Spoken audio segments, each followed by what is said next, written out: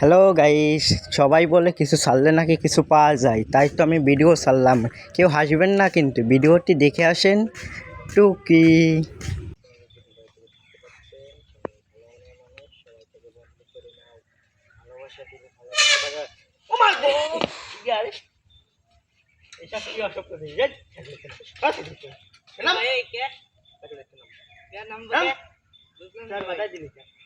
ভাই তুমি তো মাঝখানে দাঁড়ায় রয়েছেন রাস্তায়।